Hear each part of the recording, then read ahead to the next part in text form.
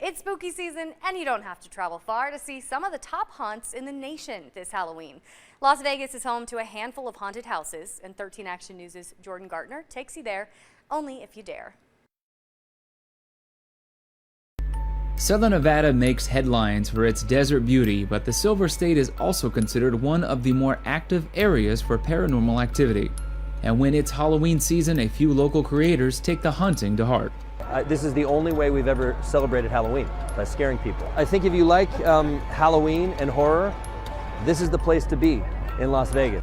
Freakland Brothers managing partner JT Molnar says his family knows how to put on a good scare. We have live actors who work here, and they're all theatrical performers. So the difference between our attractions and most others is my dad comes from the theater background, I make films. Both of us wanted this to be interactive horror theater, which is why we call this the Freakland Brothers Horror Shows.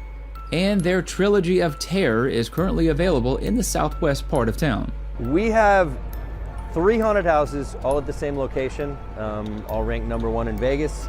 And when you walk into one of these haunted houses, it's not like a traditional haunted house. There aren't just people running around screaming, popping out of things. Each room you go into is an immersive experience where something happens to you, and you get to interact directly with our ghouls, goblins, and other grotesque characters. Castle Vampire represents all things classic Freakling that will bring the scare, but also some fun. Castle Vampire is a lot of fun, and it's very classic, and it's the only haunted house here that we have that I think is suited for young kids who are tough. There's a group of vampires that have become sick and have started to feed on themselves, feed on each other. So they're looking for fresh blood, fresh meat, and that means they're looking for you. The Coven of 13 takes guests through an immersive experience in what is called a horror show that pushes the boundaries. It's a group of witches that have a dark coven. These are black magic witches. These are the bad kind of witches. And they need to have 13 in their coven in order to be complete, and they are short a few people. So when you go to the coven, they're inviting you in to be part of their group and one of their witches, and they're trying to transform you into a witch. So it's going to be up to you whether you're the one who gets chosen. And last but not least, those who dare can experience Nevada's only R-rated haunted house, the Gates of Hell. It's the only haunted house that I know of, that I've ever heard of, that really goes hardcore with the adult content. It's funny, it's terrifying, it's painful, it's immersive, it's like nothing you've ever experienced, and it's for adults. So a lot of people out there who think that haunted houses are for kids, this is the place to come. And don't worry, Henderson, your haunted house experience is available at the Galleria Mall. Bonnie Screams is sadly no more, but one of its creators is now bringing those screams closer to town. So we have 2 haunted houses here at the location at the Galleria Mall.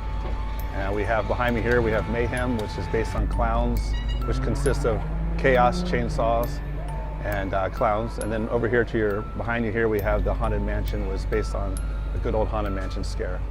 Kelly Bryant, president of 31 Freak Street, is frightening new audience with some familiar faces.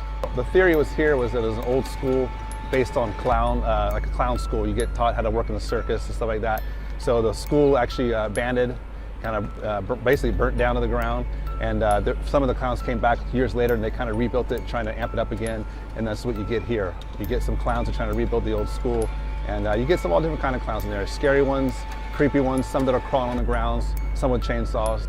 Next door, the Crimson Manor is certainly not empty these days, as you'll be greeted as soon as you enter. First person they come into contact with is, her name is Lizzie Borden, and she's sitting down in the chair just waiting for the guests to come through.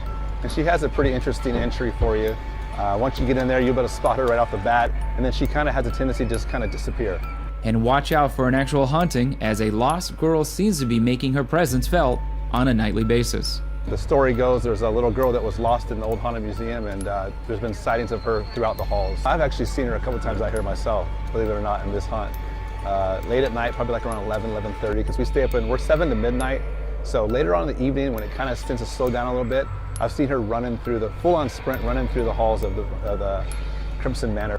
Las Vegas is the city of entertainment, and you don't have to travel far to have your scare level met this Halloween season. Reporting, Jordan Gartner, 13 Action News.